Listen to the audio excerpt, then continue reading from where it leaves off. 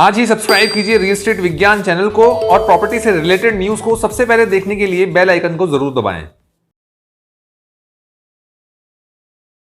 दोस्तों, क्या आप भी उन फर्स्ट टाइम होम बायर्स में से हैं जो किसी भी जगह पे इन्वेस्टमेंट वहां पर खड़ी गाड़ियों को देख के करते हैं? क्या आप भी उन फर्स्ट टाइम होम बायर्स में से हैं जो अपने किसी भाई, रिलेटिव या भी किसी भी फ्रेंड के कहने पे कहीं पर भी इन्वेस्टमेंट कर देते हैं? क्या आप भी उन होम बायर्स में से हैं, उन फर्स्ट टाइम इन्वेस्टर्स में से हैं जो इन्वेस्टमेंट इसलिए कर देते हैं क्योंकि वहाँ पर आपको एक बहुत ईजी पेमेंट प्लान मिल रहा है या फिर कोई एक सस्ती प्रॉपर्टी मिल रही है? लेट्स से 30% पेमेंट पे रजिस्ट्री ऑफर की जा रही है या फिर 36 महीनों की इजी इंस्टॉलमेंट्स पे आपको कोई प्रोडक्ट सेल किया जाता है। अगर हाँ, तो ये वीडियो आपको बहुत ही बेनिफिशियल साबित होने वाली है। Hello, my name is Vijay Kumar और रियल एस्टेट विज्ञान में आपका फिर से स्वागत है।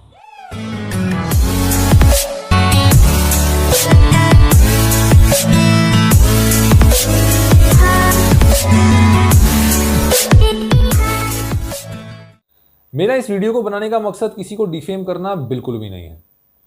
जेवर इंटरनेशनल एयरपोर्ट के पास बढ़ती निवेश की संभावनाओं के बीच बहुत सारी जानकारियां ऐसी होती हैं जिनको आपको जानना बहुत ज़रूरी हो जाता है। ना सिर्फ आपको जानना बहुत ज़रूरी है, बल्कि इसको जानने के बाद औरों को बताना भी ज़रूरी हो जाता है ताकि और लोग भी यहाँ पे एक सेफ इन्वेस्टमेंट कर पाएँ। तो आज हम लोग जेवर इंटरनेशनल एयरपोर्ट के पास टप्पल एरिया के अंदर जो फर्स्ट टाइम बायर्स हैं उनकी कॉमन प्रॉब्लम्स, उनकी कॉमन डाउट्स को मिटाने की पूरी कोशिश करेंगे। इस वीडियो में आप लोग शुरू से लेकर एंड तक ज़रूर बने रहिएगा, क्योंकि कुछ स्टेप्स ऐसे हैं जिनको फॉलो करके आप एयरपोर्ट के आसपास फ्री होल्ड के अंदर एक अच्छी इन्वेस्टमेंट कर सकते हैं। तो शुरुआत करते हैं इस वीडियो की। सबसे पहले तो मैं उन फर्स्ट टाइम इन्वेस्टर्स को जो टप्पल या आसपास कहीं पर भी इन्वेस्टमेंट करना चाह रहे हैं उनको ये सलाह देना चाहता हूँ कि आप इन्वेस्टर्स माइंड यूज़ कीजिए। आप किसी के इन्फ्लुएंस में आकर कोई इम्पल्सिव डिसीजन लेने से बचें। कई बार मेरे पास कॉल्स आती हैं और लोग मुझसे ये कहते हैं कि हमने किसी फलाने प्रोजेक्ट में इन्वेस्टमेंट इसलिए कर दिया क्योंकि वहाँ पर हज़ारों गाड़ियाँ खड़ी हुई थी और लोग प्रॉपर्टी बाय कर रहे थे। कई बार ये भी सुनने को मिलता है कि हमने किसी प्रॉपर्टी में इसलिए इन्वेस्टमेंट कर दिया क्योंकि वहाँ पर हमारे किसी रिलेटिव ने ऑलरेडी प्लॉट या कोई प्रॉपर्टी परचेज़ की हुई थी। कई बार हमें ये भी सुनने को मिलता है कि हमने किसी फलाने प्रोजेक्ट में इन्वेस्टमेंट इसलिए कर दिया क्योंकि वहाँ पर चीज़ें सस्ती थीं, बहुत से लुक्रेटिव ऑफर्स हमें दिए जा रहे थे, जैसे कोई अच्छा पेमेंट प्लान या फिर 30% पेमेंट पे हमें रजिस्ट्रीज ऑफर की जा रही थी। तो आपको यहाँ पर इन्वेस्टमेंट करने से बचना है और अपने आप को एजुकेट करना है कि क्या वाकई में हमें इन जगहों पर इन्वेस्टमेंट करना चाहिए या नहीं करना चाहिए। देखिए, इन्वेस्टमेंट करने के 3 थंब रूल्स होते हैं।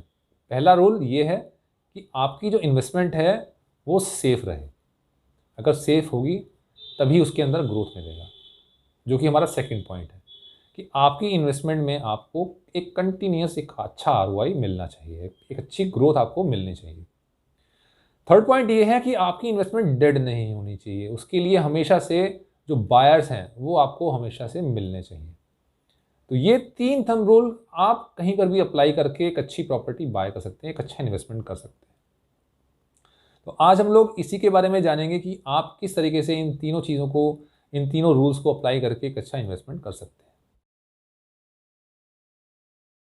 टप्पल या फिर यमुना एक्सप्रेसवे के आसपास का एरिया हमेशा से ही इंडिविजुअल इन्वेस्टर्स को अट्रैक्ट करता आया है। पर क्या आपको पता है कि इस पूरे एरिया पर किसी और इन्वेस्टर की नज़र भी लगातार बनी हुई है, जिसे हम लोग इन्वेस्टमेंट करते वक्त इग्नोर कर देते हैं।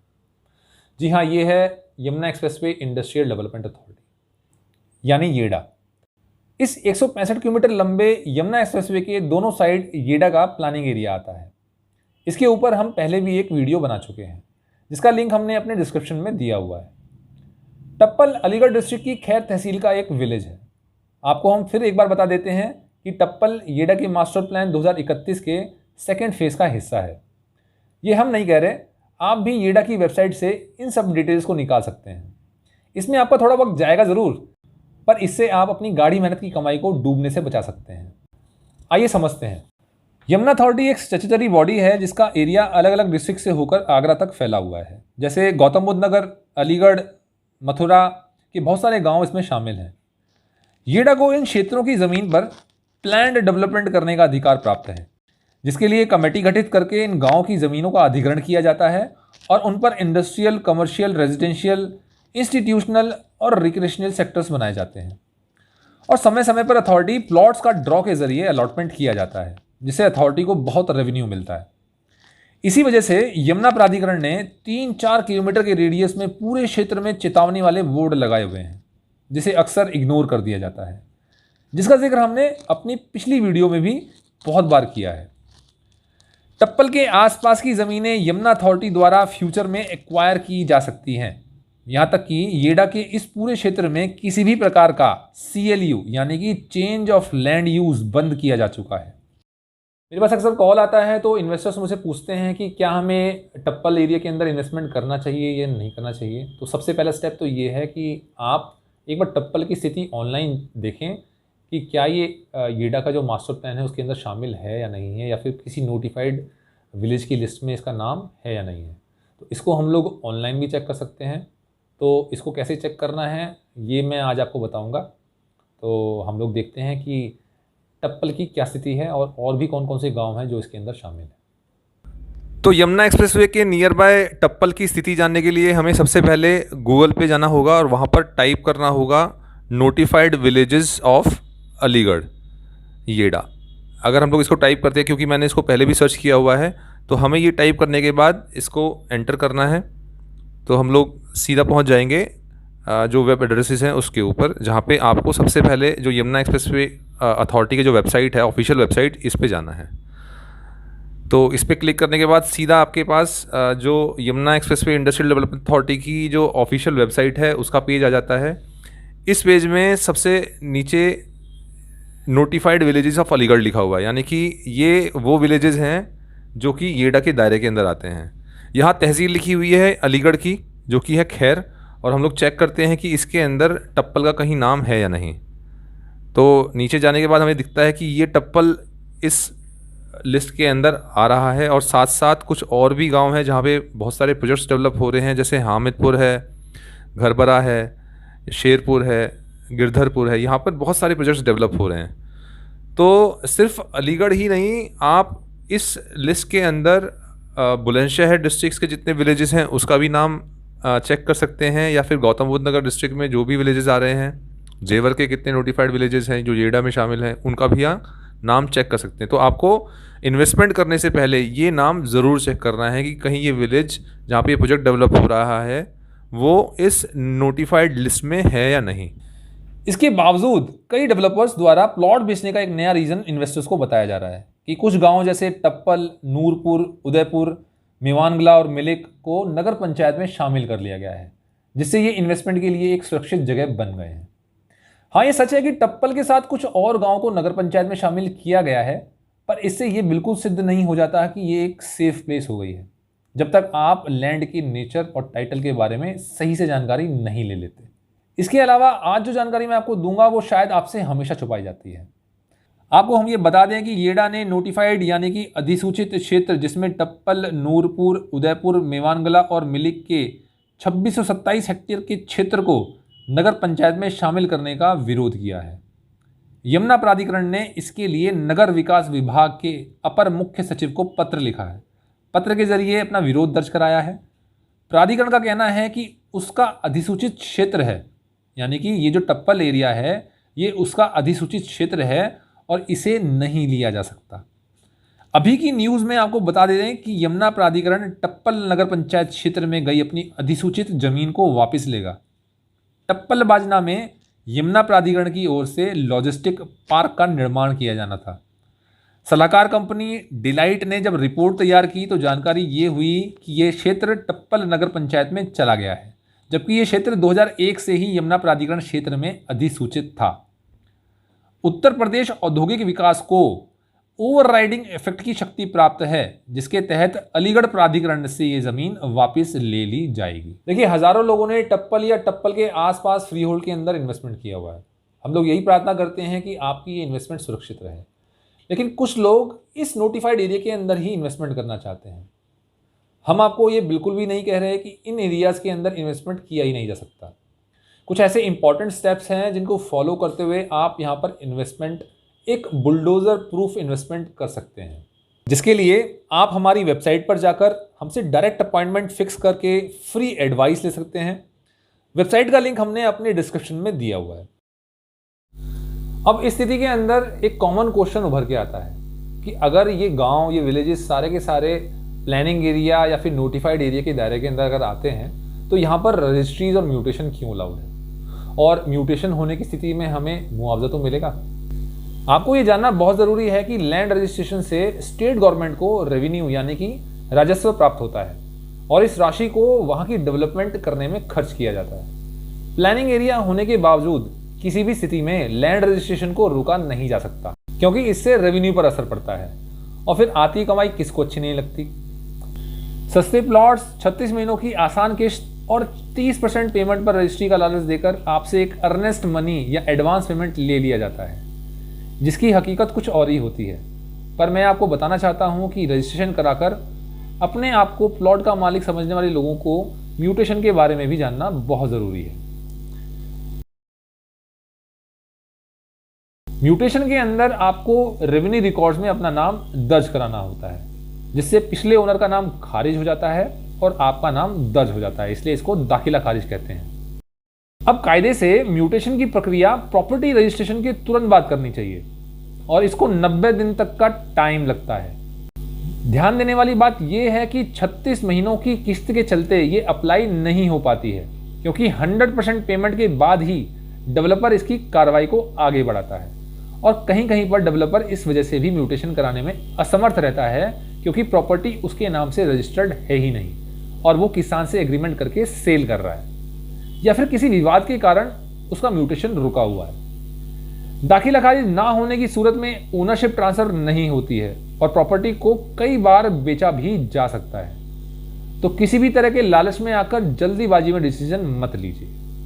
इस पूरे एरिया के अंदर आपको रजिस्ट्री और म्यूटेशन तो दोनों मिलेंगी, लेकिन एक ऐसी चीज है जिसको यहाँ पर करने से सालों से रोका जा रहा है, वो है कंस्ट्रक्शन। जी हाँ, कई बार जेवर एयरपोर्ट के आसपास या टप्पल में निर्माण कार्य को रोका गया है या फिर डिमोलिश कर दिया गया है। बिना यमुना प्राधिकरण की अनुमति आप प्लानिंग एरिया में किसी भी प्रकार का कॉलोनाइजेशन नहीं कर सकते हैं। कुछ समय पहले आपने झाझर और टप्पल में प्राधिकरण द्वारा अवैध निर्माण पर कार्रवाई होते देखा था, जिसमें सैकड़ों एकड़ नोटिफाइड और प्लानिंग एरिया पर येडा द्वारा कार्रवाई की गई थी और बहुत सी कंस्ट्रक्शन को बुलडोजर से डिमोलिश किया गया था। जो लोग एक रेगुलर इनकम या फिर पैसिव इनकम जनरेट करने के लिए टप्पल या जेवर एयरपोर्ट के आसपास इन्वेस्टमेंट सर्च कर रहे हैं, उनके लिए ये एक सेटबैक से कम नहीं है। अब हम बात करते हैं उन इन्वेस्टर्स के बारे में जो कि प्राधिकरण द्वारा अपनी लैंड को एक्वायर करने का वेट कर रहे हैं और 4 गुना मुआवजा पाने का सपना देख रहे हैं। मैं आपको ये भी क्लियर कर देना चाहता हूं कि the right to fair compensation and transparency in land acquisition, rehabilitation and resettlement act 2013 के हिसाब से अगर फ्यूचर में आपकी लैंड एक्वायर होती है और आपकी लैंड अर्बन एरिया में आती है तो आपको आपके प्लॉट की सर्कुलर वैल्यू यानी गवर्नमेंट वैल्यू का मात्र 2 गुना अमाउंट ही मिलेगा। वहीं अगर ये एक्विजिशन या अधिग्रहण किसी रूरल एरिया में होता है तो उस केस में आपको आपके प्लॉट की सर्कुलर वैल्यू यानी गवर्नमेंट वैल्यू का 4 गुना अमाउंट मिलता है। अफसोस की बात यह है कि जेवर और जेवर के आसपास का जितना भी एरिया है वो सरकार ने ऑलरेडी अर्बन एरिया घोषित किया हुआ है। टप्पल भी अर्बन एरिया के अंदर ही आता है और नगर पंचायत में शामिल है। तो अब आपको ये कैलकुलेट करना है कि जो आपकी इन्वेस्टमेंट वैल्यू है वो मुआवजे से कम है या आपको बेनिफिट दे रही है। मान लीजिए टप्पल में आपके प्लॉट की सर्कुलर वैल्यू 4000 रुपये पर स्क्वायर मीटर है। इसको अगर हम लोग गज में नापते हैं तो ये करीब होता है 3344 रुपये पर स्क्वायर यार्ड। मान लिया आपने एक 100 गज का प्लॉट खरीदा है जिसकी कीमत है 10,000 रुपये प्रति गज के हिसाब से 10 लाख रुपए। अब आने वाले टाइम में मान लेते हैं कि ये लैंड एक्वायर होती है तो आप कैलकुलेट करते हैं कि आपको मुआवजा कितना मिलेगा। आपको मिलेगा करंट वैल्यू जो कि मार्केट वैल्यू है 3344 रुपये का दुगुना, यानी कि 3344 गुणा 2 इज इक्वल टू 6688 रुपये पर स्क्वायर यार्ड। यानी कि जो आपका प्लॉट आपको 10 लाख का पड़ा उसकी जगह आपको मुआवजा मिला लगभग 6,68,800 रुपये के आसपास। तो स्मार्ट इन्वेस्टमेंट कीजिए, किसी के कंधे पर बंदूक रखकर चलाना बंद कीजिए। चलिए आप बात करते हैं दी मोस्ट इंपॉर्टेंट स्टेप के बारे में जो है check projects total land and mutation. जी हाँ, जो बात मैं आपको बताने जा रहा हूँ वो बहुत इंपॉर्टेंट है। अक्सर जब हम लोग किसी डेवलपर के पास जाते हैं तो ये चेक करना भूल जाते हैं कि टोटल जो लैंड एरिया है वो कितना है और उस लैंड एरिया के अंदर कितने पार्ट में जो डेवलपर है उसने रजिस्ट्री कराया हुआ है, क्या पूरे पार्ट पर रजिस्ट्री है या नहीं है। अगर रजिस्ट्री डन है तो क्या डेवलपर ने म्यूटेशन कराया हुआ है या नहीं कराया हुआ, ये जानना बहुत ज़्यादा ज़रूरी हो जाता है। देखिए, आज सारी लैंड इन्फॉर्मेशन ऑनलाइन मौजूद होती है। जैसे अगर उत्तर प्रदेश की बात की जाए तो upbhuleख.com पर इस पर आपको लैंड का खसरा या खतौनी नंबर, डिस्ट्रिक्ट, तहसील, ब्लॉक और गांव का नाम एंटर करना होता है। इस पर आपको लैंड की सारी डिटेल्स मिल जाती है, जैसे प्लॉट का मालिक कौन कौन है, म्यूटेशन किसके नाम से है, इस भूमि पर कोई विवाद तो नहीं है। प्लॉट परचेज करते वक्त हमें ये भी ध्यान रखना है कि जिस ज़मीन पर प्लॉट बेचा जा रहा है वो कहीं सरकारी भूमि या कोई पट्टे की ज़मीन तो नहीं है। ये वो भूमि होती हैं जो ग्राम सभा द्वारा गरीब किसानों को उपयोग में लाने के लिए दी जाती हैं, जैसे आवास के लिए, गोचर के लिए, कृषि के लिए, मछली पालन के लिए या वृक्षारोपण के लिए इनको आवंटित किया जाता है। कुछ समय पहले टप्पल में 1280 बीघा ज़मीन को बंजर घोषित कर दिया गया, जिससे हज़ारों इन्वेस्टर्स का पैसा वहाँ पर फंस गया। मैं आपसे ये रिक्वेस्ट करना चाहता हूँ कि भीड़ का हिस्सा मत बनिए।